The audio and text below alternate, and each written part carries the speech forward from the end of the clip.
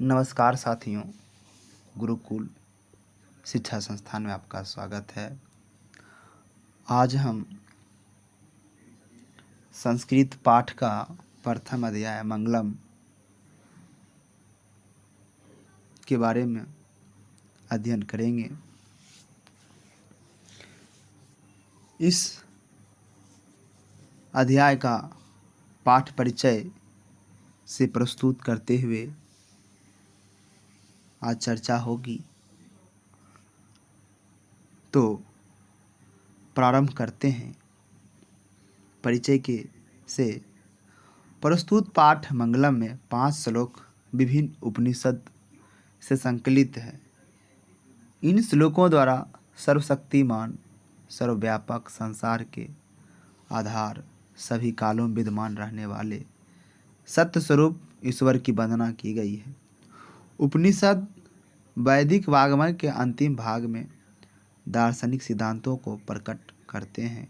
इन उपनिषदों में परम ब्राह्मण परमेश्वर की महत्ता का गुणगान किया गया है। उसी महान ईश्वर के द्वारा इस संसार का संचालन होता है। उपनिषद का जो है 2 शब्दों में से मिलकर बना है। उप का अर्थ नज़दीक होता है, जबकि निषद का अर्थ उपदेश।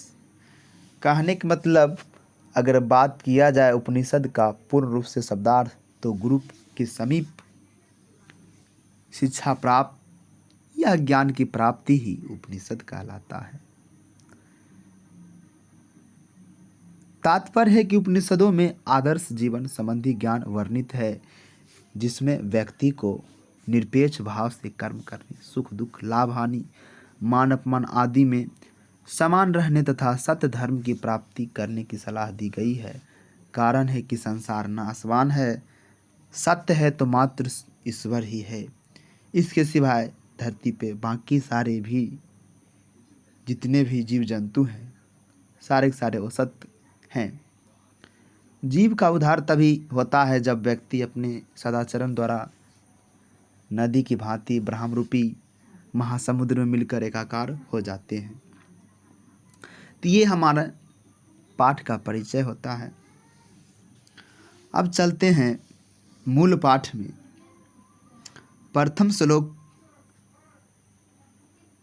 ईशावास्य उपनिषद से लिया गया है। इसमें कहा गया है कि हिरण्मयेन पात्रेण सत्यस्यापि हितं मुखं तत्पं पुष्णा पाविर्नु सत्य धर्माय दिष्ट। कहते हैं कि हे प्रभु, सत्य का मुख सोने जैसे पात से ढका हुआ है। हिरण्मयेन का अर्थ होता है सोने सा, पात्रेण का मतलब आवरण होता है। कहने का तात्पर्य है कि हिरण्मयेन पात्रेण सत्यस्यापि हितं मुखं तत्त्वं पुष्णा पाविर्नु सत्य धर्माय दिष्टे।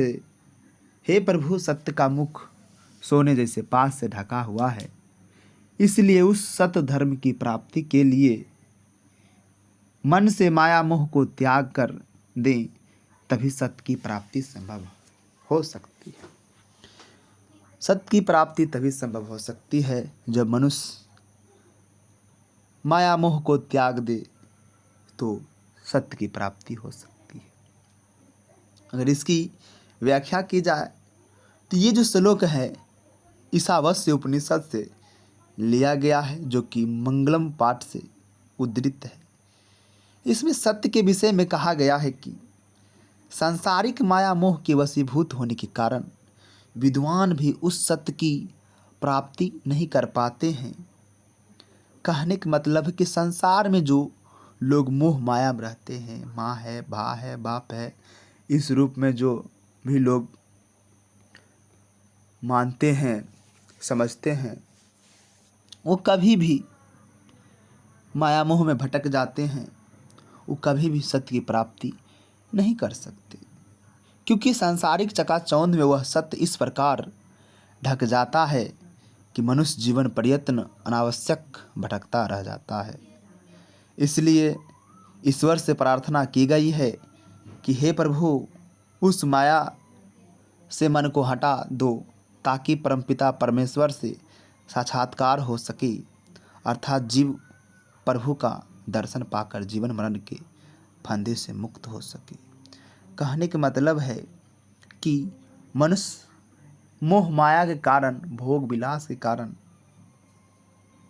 सत्य की प्राप्ति नहीं कर पाता है, क्योंकि वह इस माया मोह के जाल में जिंदगी उनका पूरा फंसा रह जाता है, जिसके कारण लोग जो है सत्य की प्राप्ति नहीं हो पाती है। दूसरे श्लोक की बात करें, अनोर्नियान महतो मह्यान आत्मास्य जंतोर्निहितो गुहायां तम क्रतुः पश्यति वीत शोक धातु परसा दानम ही मान मात्मनः। इसका अर्थ है जीव के हृदय रूपी गुफा में, कहने का मतलब अनोर्नियान महतो मह्यान, जीव के हृदय रूपी गुफा में अणु से भी सूक्ष्म तथा महान से भी महान एक विद्वान रहती है, जो क्या है? आत्मा है। तम क्रतु पश्यति वित्सोको धातु प्रसादानम हीमान मात्मनः। उस परम सत्य के दर्शन मात्र से शोक रहित होकर परमात्मा में एकाकार हो जाता है। ये इसका अर्थ है। कहने का मतलब कि ये श्लोक कठोपनिषद से संकलित है। हमने बताया है शुरू पाठ में ही कि ये जो है 5 श्लोक है, जिनमें से उपनिषद के रूप में लिया गया है, जिसमें दूसरा उपनिषद जिनका नाम कठोपनिषद है संकलित है और मंगलम पाठ से लिया गया है। इसमें आत्मा के स्वरूप एवं निवास के विषय में बताया गया है। विद्वानों का कहना है कि आत्मा मनुष्य हृदय में सूक्ष्म से भी सूक्ष्म तथा महान से भी महान रूप में स्थित है। जब जीव शोक रहित होकर अर्थात सांसारिक माया मोह का त्याग कर हृदय स्थित आत्मा, यानी कहने का मतलब सत्य से साक्षात्कार करता है, तब उसकी आत्मा महान परमात्मा में मिल जाती है और जीव सारे सांसारिक बंधनों से मुक्त हो जाता है। जिस वक्त मनुष्य जो है संसार की मोह माया को त्यागती है, शोक रहित से मुक्त हो जाती है, यानी क्या माँ बाप, क्या भाई, क्या बहन, ये सारी चीज मोह माया से जो दूर हो जाता है, जो सत्य की खोज में मोह माया को त्याग देता है, सारे संसार में जो संबंधी सभी को त्याग देता है, वही सत्य की प्राप्ति करता है। जो बंधन है सबको तोड़ देता है, वही सत्य की प्राप्ति करता है। इसलिए स्तोता परम सत्य प्रभु से प्रार्थना करते हैं कि जीव सारे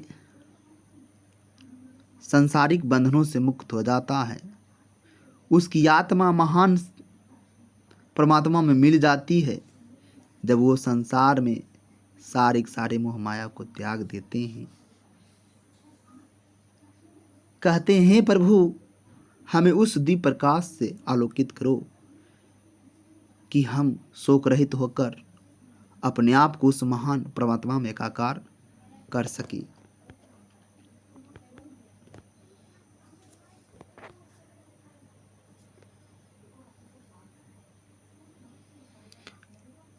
ये दूसरा श्लोक आज कंप्लीट होता है।